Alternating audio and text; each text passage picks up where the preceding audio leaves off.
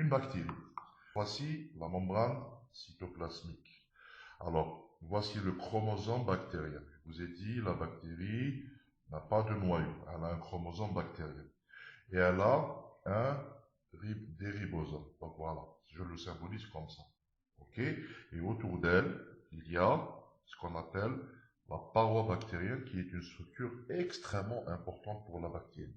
La bactérie a vraiment besoin de cette paroi bactérienne. Donc vous voyez, à ce stade, c'est une structure très simple. Ce que vous voyez en noir, on appelle ça les constituants obligatoires de la bactérie. En fait, toutes les bactéries ont ces structures. C'est exceptionnel qu'une bactérie n'ait pas de chromosome, de cytoplasme, de membrane cytoplasmique, de ribosome ou de paroi. Et puis cet espace entre les deux, il est très important. Entre la paroi et la membrane cytoplasmique, il faut s'en souvenir, on appelle ça le périplasme.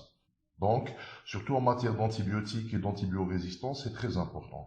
Et sachez que le ribosome, le chromosome, la membrane cytoplasmique, la paroi, elles sont ciblées par beaucoup d'antibiotiques. Voilà. Maintenant, je vais changer de couleur. Ce que je vais dessiner, je vais le dessiner en vert. En fait, ce qui va être en vert, c'est tout simplement des structures qu'on ne trouve pas chez toutes les bactéries. On les appelle, de manière pas très éloquente, les constituants facultatifs. En fait, ils ne sont pas facultatifs. C'est tout simplement qu'on ne les retrouve pas chez toutes les bactéries. Alors, on va retrouver une excroissance du cytoplasme qui va sortir comme ça. Voilà. Il y aura des protéines dans cette surface cytoplasmique et qu'on appelle les adhésines. Alors, cette membrane, cette excroissance cytoplasmique, ça s'appelle le pilus au singulier. Ils ont deux fonctions essentielles. La première, c'est la plus importante, ça lui permet de se coller aux muqueuses et même parfois aux surfaces, d'accord? Voilà, et les adhésines, ça serait plutôt des ventouses. Voilà, c'est très important pour comprendre certains processus infectieux, ok?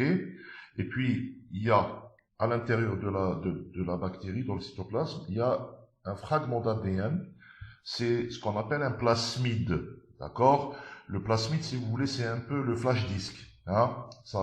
La bactérie, elle peut stocker quelques informations très importantes génétiques et qu'elle peut transférer selon des pili très spéciaux qu'on appelle les pili sexuels.